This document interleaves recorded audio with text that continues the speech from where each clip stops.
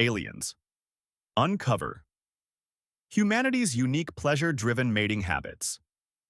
Senior analyst Vrektal of the Karathi had spent 32 years studying alien life, and he was considered one of the best in the consortium at it. He had catalogued methane-breathing creatures on the moons of Vel Sarith, mapped the neural patterns of the silent stone singers of Drea Prime, and once spent an entire year studying a species that communicated exclusively through the changing color of their feet. But nothing in 3 decades of careful and patient science had prepared him for the humans. The assignment came in on a quiet morning, and it arrived as a thin blinking file on his desk console aboard the consortium observation vessel known as the Vel Kadra. The note attached to the file was from his superior, Fleet Commander Asa Dren, a tall and cold-eyed Chorathi female who had never once in her career filed a report longer than 2 pages and was very proud of this fact. And it said simply, "New sapient species, carbon-based, small blue planet, catalog and file, priority low." Vrektal accepted the assignment without any particular excitement. Homo sapiens, as they were classified in the consortium's registry, were a young species. They had only recently been upgraded from pre-sapient status after it was confirmed that they could perform abstract reasoning, build complex structures, and argue with each other about philosophy, all of which were considered reliable indicators of true sapience. They were primitive by galactic standards. They had only just stopped fighting each other with metal projectiles and were now attempting to explore their own solar system with very large and expensive metal tubes full of controlled explosions. It was, in Vrektal's professional opinion, going to be a very routine file. He opened the first section of the behavioral data: population distribution, territorial patterns, dietary habits, our resource management. And everything looked exactly as expected for a young species at this stage of development. They were tribal, they were competitive, they wasted a great deal of food, perfectly normal.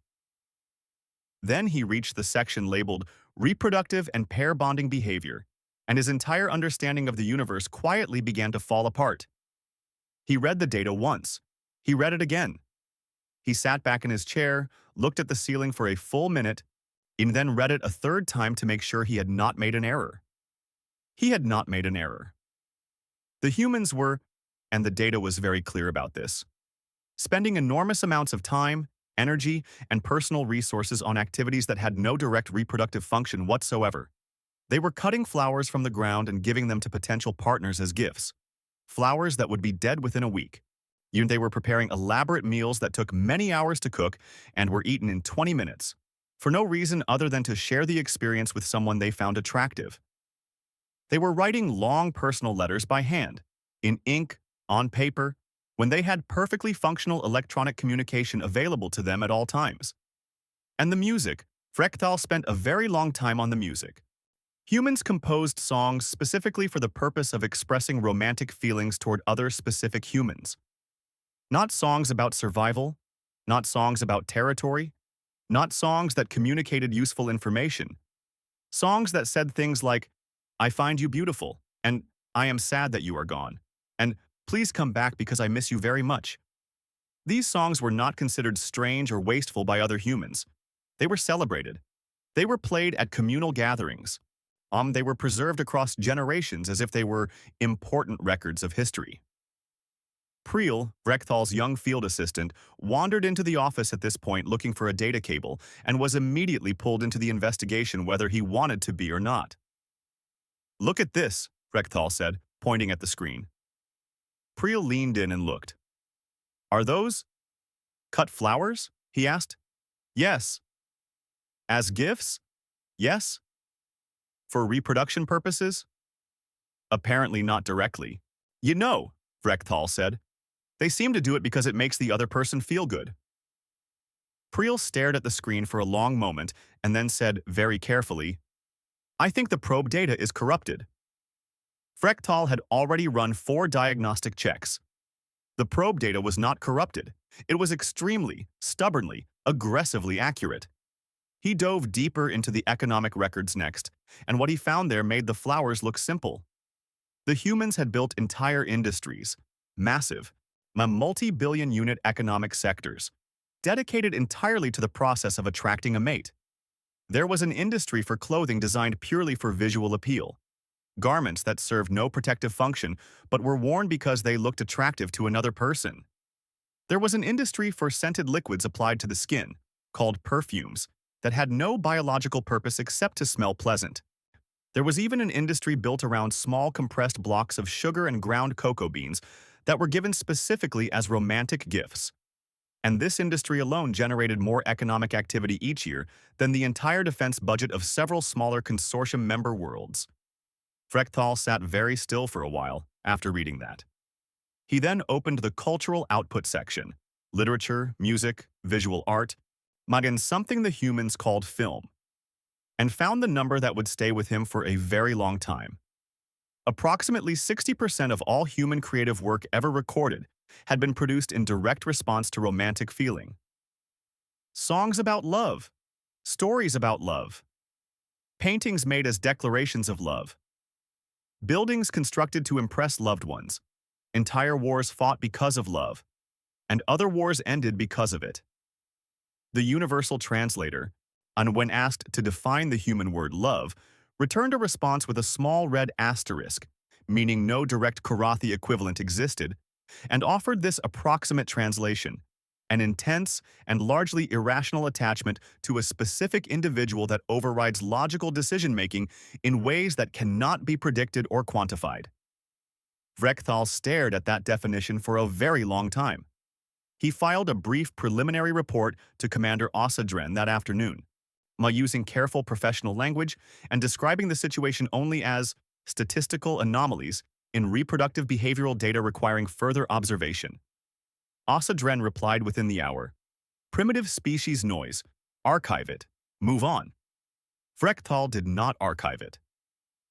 He sat at his desk that night with the Vel Cadre drifting silently above Earth's dark side, and he looked through the observation window at the small blue planet below, its city lights scattered across the dark continents like fallen stars. And he thought about the flowers and the letters and the 60% and the word with the red asterisk. Then he opened a new request form and began typing an application for an embedded surface observation mission, citing insufficient data for accurate species classification as his reason. Or he was careful and thorough and used a great deal of official language. He submitted the request at midnight. Osadren approved it the next morning with 4 words: "Fine, don't eat anything." Frechthal walked to Priel's quarters and knocked on the door. When Priel opened it, still half asleep, Vrechthal said simply, "Pack a bag, we're going to Earth." Priel did not look happy about this at all. But he packed the bag. The biomimicry chamber on Deck 4 hummed to life. And somewhere down on that small blue planet, in a city full of people buying flowers and writing letters and cooking elaborate meals for each other, 2 very confused aliens were about to arrive and understand absolutely nothing, and then slowly begin to understand everything. They call it a date. The biomimicry chamber on Deck 4 of the Vel Cadre was a small humming room that smelled of chemical compounds and quiet anxiety. And it took approximately 4 hours to turn a gray-skinned, 4-fingered, entirely bald Karathi analyst into something that could pass for a human male in dim lighting and at a reasonable distance. Vrechthal studied his new face in the small mirror bolted to the chamber wall. He had been given brown hair, which felt deeply unnecessary, and something called a jawline, which the computer assured him was considered aesthetically appealing among humans, and he practiced the human expression for calm and non-threatening, until Priel told him he looked less like a calm person and more like someone who was very quietly furious. They were deployed to a large city, loud, magnificently chaotic, or full of too many cars and too many smells and buildings that crowded against each other as if afraid of being alone. And Vrechthal had arranged through the consortium's human liaison network to pose as a foreign exchange student from a small island nation that most people had never heard of, which conveniently explained any gaps in his knowledge of basic human customs. They had been on the ground for less than 2 hours when they witnessed their first human date. It had happened at a restaurant across the street from their assigned apartment, a small place with candles on the tables, which Vrechthal found immediately puzzling, since the restaurant had perfectly functional electric lighting, and the candles provided neither warmth nor useful illumination. and the two humans at the corner table were clearly engaged in exactly the kind of behavior his data had described. And the male had arrived first and had spent several minutes adjusting his appearance before the female arrived, smoothing his clothing, checking his reflection in the window, rearranging the small bunch of flowers he had brought and placed on the table. And when the female walked in, the male stood up immediately even though there was no practical reason to stand, and his face did something complicated that Rekthal's new human eyes could not quite name. Or his compatibility score display is malfunctioning, Priel whispered, watching through the window. They do not have compatibility score displays, Frekthal reminded him. Then how does he know she is suitable? Frekthal had no answer for that, so he wrote it down in his field journal instead. They watched the couple for 2 hours. Through the meal, through the conversation, through the laughter that came and went and came back again. And Rekthal noted with academic precision that the male leaned slightly toward the female for the entire duration of the dinner, as if pulled by a weak but persistent gravitational force. The female touched her own hair frequently, which the consortium database suggested was a signal of interest, though Rekthal found it strange that a species had evolved a hair-touching reflex as a communication tool. When the couple finally left the restaurant, they walked slowly even though there was no apparent reason to walk slowly, and the male reached out and took the female's hand, and they continued down the street like that. Hands joined, moving at a pace that was entirely inefficient for getting anywhere. And Priel watched them go and said, "I genuinely do not understand what is happening." "Neither do I," Rekthal said, and wrote that down too. Over the following days, Rekthal observed more. He watched a couple arguing loudly on a street corner about something that had happened 3 weeks ago, which was an impressive commitment to a grievance, and then saw the same couple embracing each other outside a coffee shop 20 minutes later, as if the argument had never occurred. He watched a young man playing a musical instrument badly in a park, not for money but simply because someone he liked was sitting nearby, and he wanted her to notice him. Or he watched an elderly couple in a grocery store, holding hands in the bread aisle, not speaking, just existing near each other with the quiet ease of two people who had long ago decided they preferred to always be in the same place. That last one Rekthal stared at for perhaps too long. A store employee came over and asked if he needed help finding something, and he said, "I am looking for an explanation." And the employee gave him a look that suggested this was not a normal thing to say in a bread aisle. It was Maya Chen who finally began to make things make sense, or at least make them make a different, more interesting kind of sense. Maya was a human woman who lived in the apartment directly below Rekthal and Priel's assigned unit. She was a writer of romantic novels, which Rekthal had immediately identified as a significant research resource. And she had introduced herself on their second day by knocking on the door and offering them a container of hot soup because, she said, new people in a building always needed soup.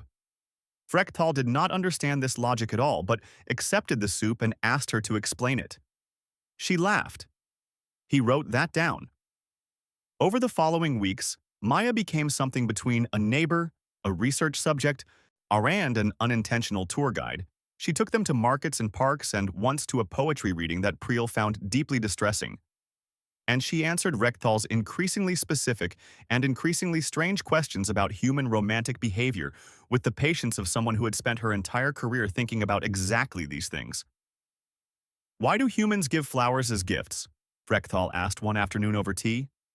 "Because they are beautiful," Maya said simply. "And beautiful things are a nice thing to give to someone you like.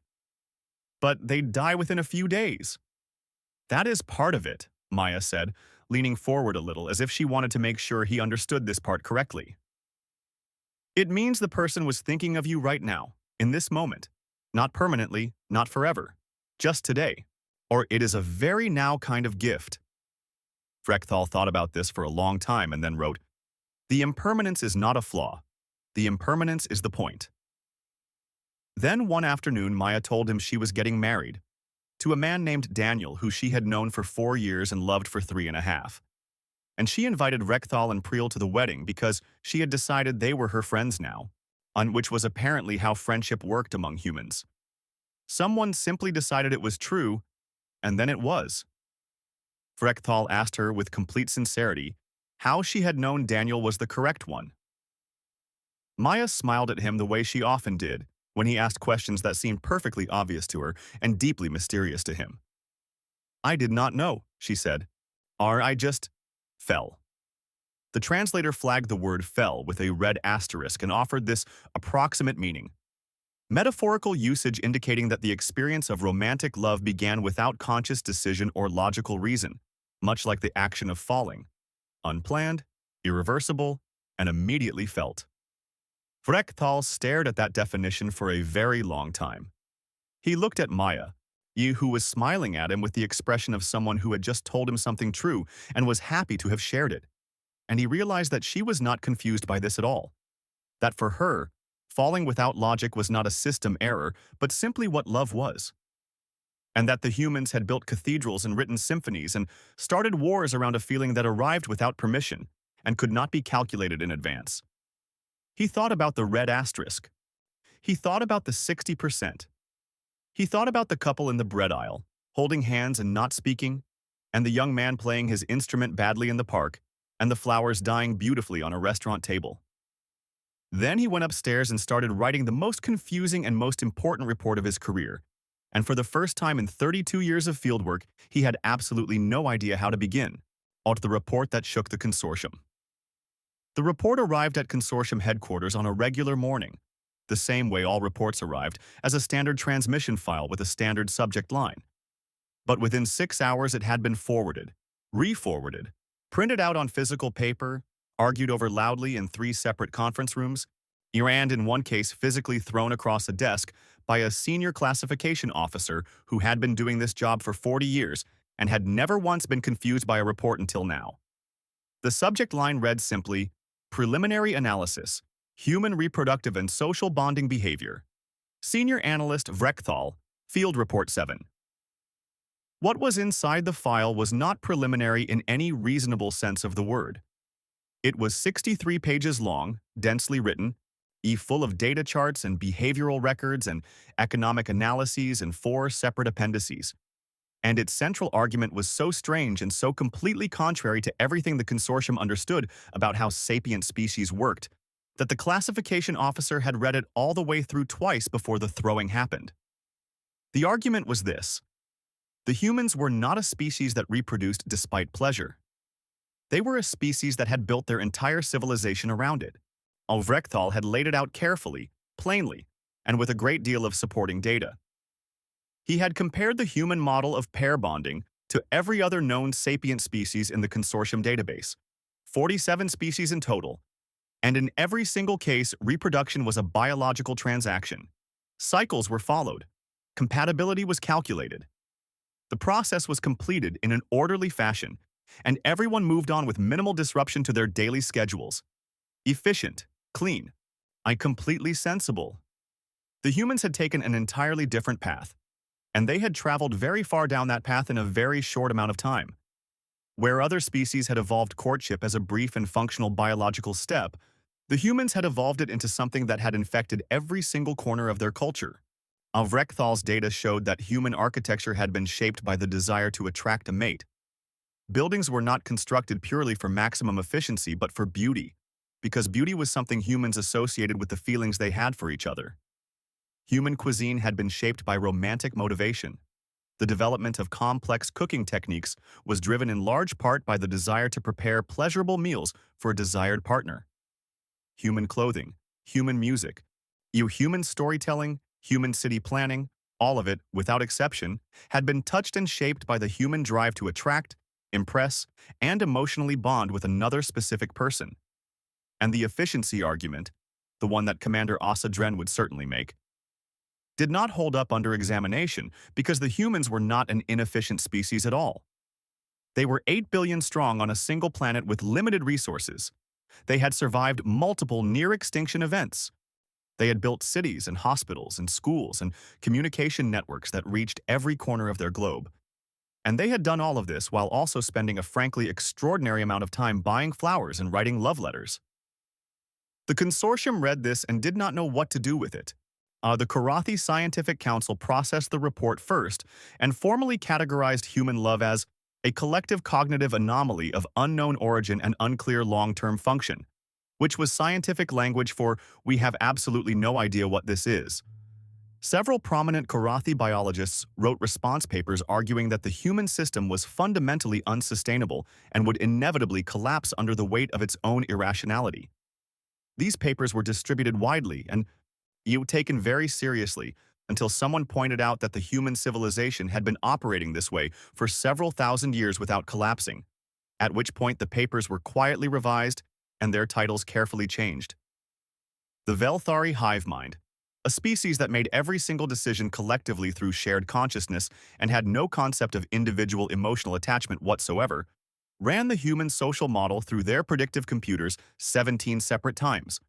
All 17 simulations concluded that a civilization built on the foundation of individual romantic bonding should produce a chaotic, unstable society fundamentally incapable of large-scale cooperative behavior. The Veltari submitted a formal query to Vrektal, asking how the humans manage large-scale cooperation, if not through hive logic. Vrektal replied with 4 words. They do it for each other.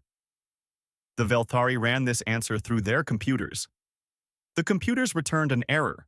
The Velthari ran it again. The computers returned the same error.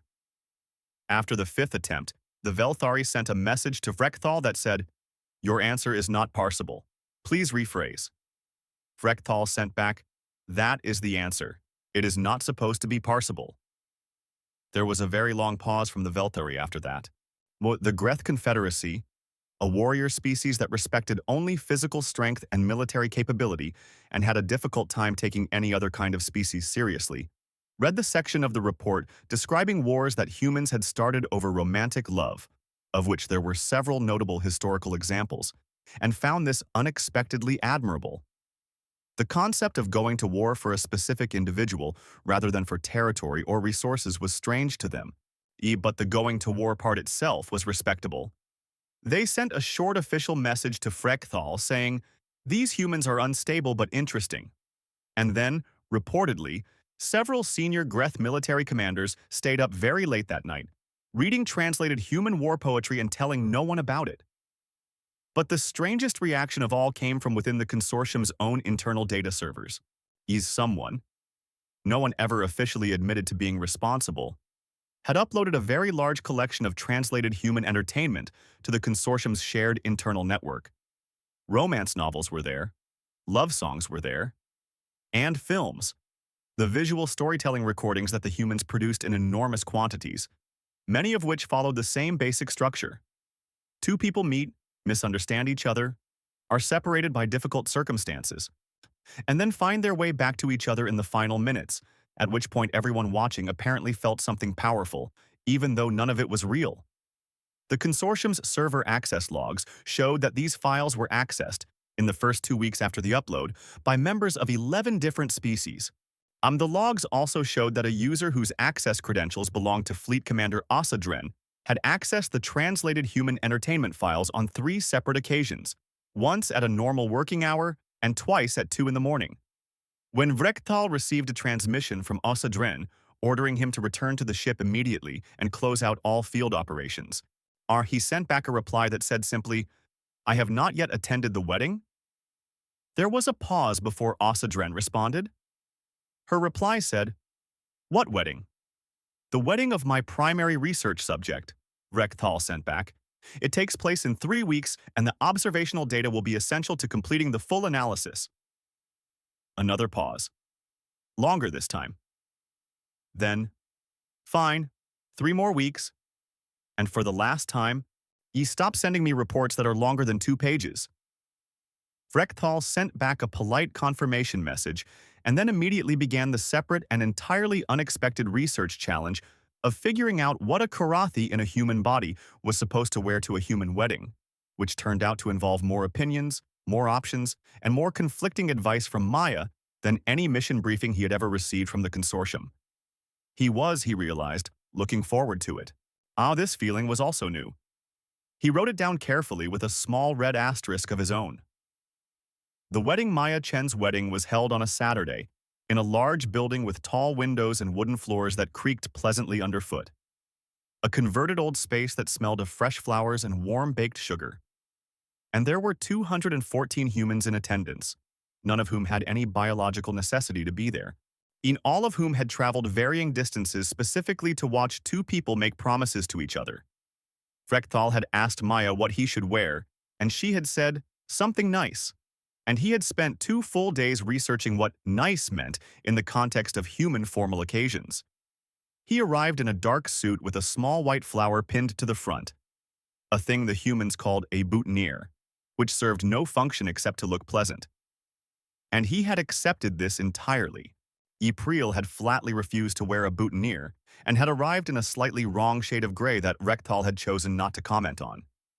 They found seats near the back of the room, which Vrekthal had calculated would give him the best observational angle without causing social disruption. He had his field journal open on his knee and his stylus ready, and he had approached the event exactly as he approached all field observations, with scientific detachment and a clear research objective. He lasted approximately 4 minutes. The music started first, live music, played by a small group of humans with stringed instruments. And the sound was different from recorded music, warmer and less perfect, with small imperfections and tiny variations that made it feel somehow more real and more immediate than anything a machine could produce. Either the guests quieted, the room changed. Every person in it seemed to become very still at the same moment, as if they all understood together that something was about to begin. When the doors at the back of the room opened and the procession started, every single person turned at once to look, and the collective movement of 200 people all turning in the same direction at the same time had a weight to it that Vrekthal had not anticipated and could not immediately classify. Maya's father walked beside her. He was a small man with gray at his temples and an expression on his face that Vrekthal had no existing category for. It was not happiness, or not only happiness. It was something wider and far more complicated than simple happiness, something that seemed to contain loss and pride and joy and grief, all at the exact same time, layered on top of each other in a way that should not have been able to exist together but clearly did. Sal Vrekthal watched this man's face and felt something shift in his own chest that he told himself was probably just the biomimicry chemistry reacting to the room temperature.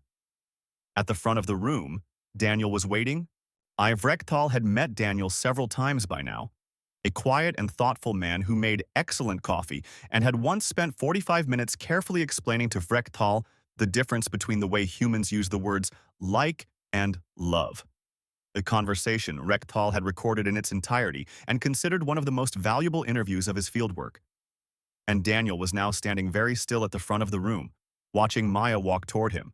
And his face was doing the same complicated thing that her father's face was doing, but in a different way. Entirely joy, but looking from the outside somehow, almost like pain. "Why is he crying?" Priel whispered from the seat beside him. "He is not sad," Vrekthal said quietly, though he had not yet completely worked out how he knew this with such certainty. The ceremony that followed was not long, perhaps 30 minutes from beginning to end. But it was the most information-dense 30 minutes Vrekthal had experienced in the entire mission.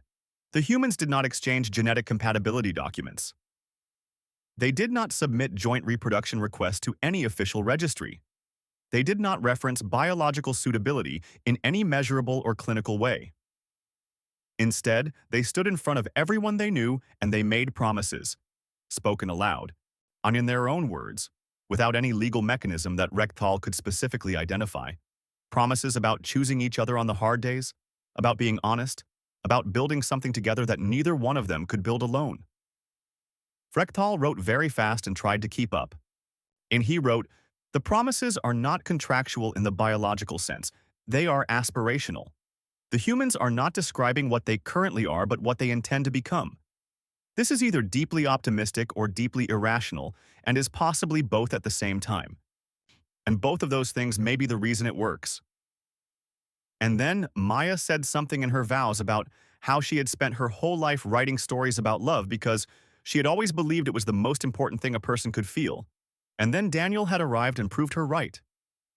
And the room made a sound that was not quite a sound, more like 200 people breathing out at exactly the same moment. And Vrekthal stopped writing. He stopped writing because he had run out of clinical language for what he was watching.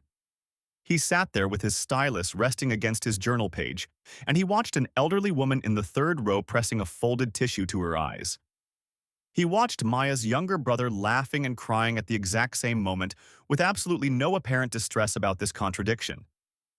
He watched 200 people, many of them strangers to each other, sharing in something that was not their own, and feeling something genuine on behalf of two people they were only witnessing and not living, being moved by a story that was not theirs.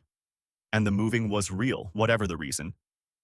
In the Korathi language, there existed a word, vrethkal, used in the field of physics to describe a force that could not be measured directly, but whose effects could be clearly observed in everything around it.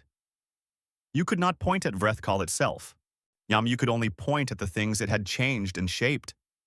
It was used to describe gravitational phenomena, energetic fields, the silent pull that organized matter across vast distances without touching anything. Rekthal opened to a new page in his field journal and wrote in his own language, slowly and very deliberately. Vrethkal. Human application. Love. This is the correct word for this thing. After the ceremony came the reception, food, and dancing, and a great deal of noise, and a very large decorated cake that was cut with significant ceremony and then shared generously with everyone in the room. And Priel, who had been stoically scientific and professionally detached for the entire ceremony, ate 3 full slices of the cake and did not apologize for any of them, and in fact went back to look at the remaining cake one more time before deciding he had been professional enough for one evening. Maivrekthal sat at a small table near the edge of the room and watched the humans dance. Badly, most of them, with enormous joy. And he thought about the word with the red asterisk, and about the 60% and about flowers that die within a week, because they are meant to say something right now, in this specific moment, and not permanently. So he thought about his own 2 reproductions, completed correctly and efficiently and on schedule, and without music or flowers or promises spoken aloud in front of everyone he knew. And he did not regret them, but he understood for the first time and with great clarity that he had never written a single word that tried to describe them. He had never needed to. They had not asked to be described. Maya found him at his table late in the evening, none her shoes off and her hair slightly undone, and her face carrying the particular expression of someone who was happier than they had planned to be. She sat down next to him and said, "Are you having a good time, Victor?" Frekthal considered the question with the seriousness it deserved. "Yes," he said. "I believe I am." Maya smiled at him. "You always look so surprised when you are happy," she said. He thought about this on the way back to the ship that night. You watching the city lights below as the transport climbed above the clouds, Priel asleep in the seat beside him with traces of wedding cake frosting still on his borrowed jacket. He thought, she is correct. He was surprised. And surprise, he was beginning to understand, was simply what it felt like when the universe turned out to be more interesting than your data had predicted. He opened his field journal and started writing what would become, over the next 11 days, the longest report the consortium had ever received from a single analyst. The final report. Vrektal returned to the Vel Kadra on a gray morning and went directly to his desk without stopping at the cafeteria, without saying hello to anyone, and without removing his human disguise coat for the first 3 hours because he simply forgot it was there. And he started writing. He wrote for 11 days. He did not sleep much. He ate at his desk. Priel brought him things occasionally. Water, our food packets, and once a small bunch of flowers from the ship's botanical research section that neither of them acknowledged or discussed.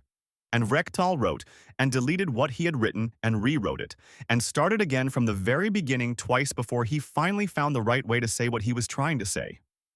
The final document was 1,204 pages long. Fleet Commander Osadren, upon receiving the transmission file, sent an immediate reply that said only, "I said 2 pages." Rektal sent back a polite acknowledgement and did not change a single word of the report. The document opened with its central argument stated plainly in the very first paragraph, which was unusual for a consortium scientific report, where the main conclusion was traditionally buried somewhere around page 40, so that the reader would absorb all the supporting evidence before reaching the point. But Vrektal had decided that this particular conclusion deserved to be said first, clearly, without apology or qualification of any kind. Amrit said, "Humanity is not an inefficient species with irrational mating behavior. Humanity is the only known sapient species in the consortium database that evolved pleasure itself as a survival mechanism, and this single distinction explains nearly everything about them. He laid out the full case across 12 chapters, and each chapter was thorough and carefully supported with data. He showed through historical analysis and economic modeling how the human drive to attract and delight and emotionally bond with another specific person had influenced nearly every major development in human history. The development of agriculture had been accelerated by the desire to feed loved ones better food. The development of medicine had been powered, in many well-documented cases, by individuals who refused to accept the illness or death of a specific person they loved and spent their lives trying to solve the problem. The development of written language, the very technology that allowed humans to record knowledge and build on each other's thinking across generations, had been used in some of its earliest recorded forms to write love letters. He included a chapter on what he called daily human sacrifice. Not the ritual kind, but the constant, ordinary kind. The ways in which humans routinely gave up their own resources, comfort, safety, sleep, and time for the specific individuals they had bonded with. And he argued that this pattern of personal sacrifice, multiplied consistently across an entire species, produced a kind of collective strength and resilience that no cold biological imperative could ever match or replicate. A Korathi would work hard and competently for the good of the species, or a human would work until they could not stand anymore for the specific person who had once brought them soup when they were new to a building. He included the wedding. Not as a personal reflection, he was still professional enough to frame it as a case study in communal bonding behavior.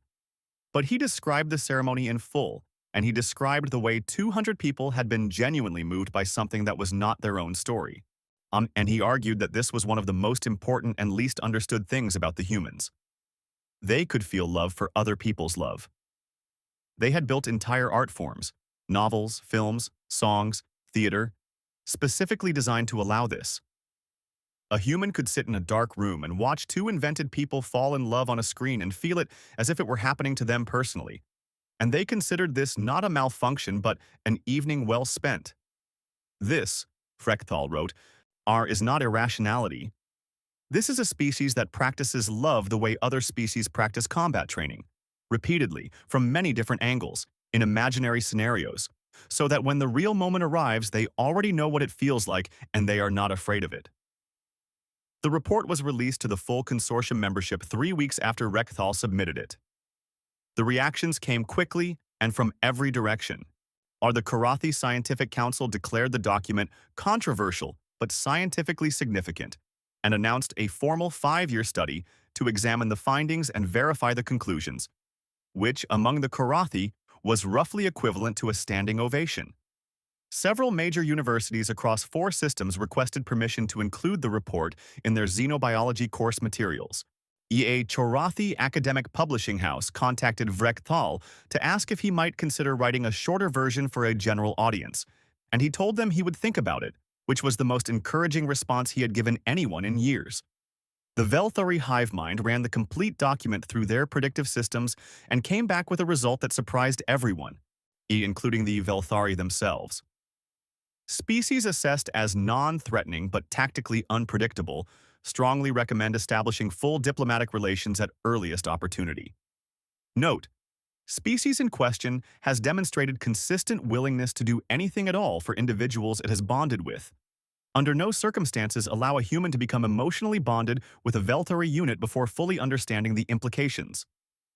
6 member species of the consortium submitted formal requests for cultural exchange programs with Earth.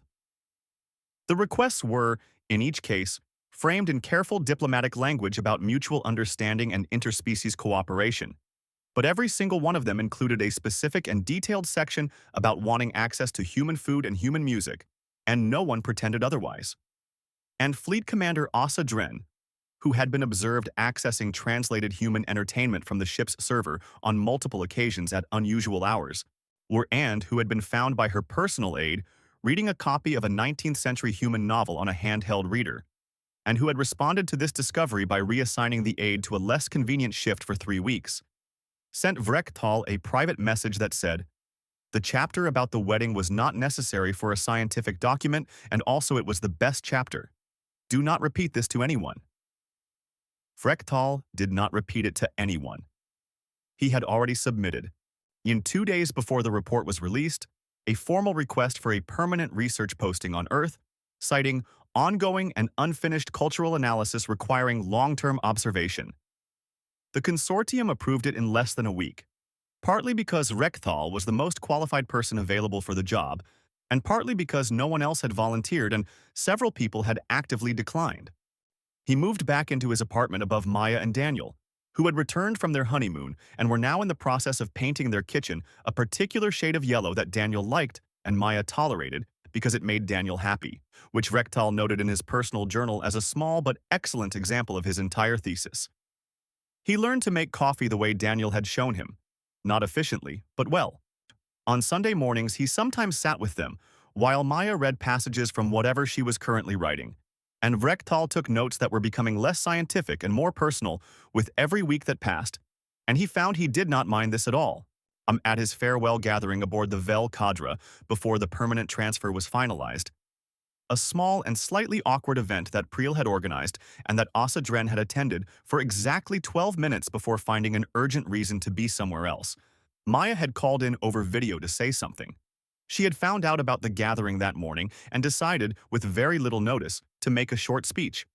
She looked into the camera from her kitchen, the yellow kitchen, and she said, "Victor, you are the strangest person I have ever met in my entire life, and I hope you stay on Earth forever." Frechthal's universal translator processed every word of the sentence. It found no errors.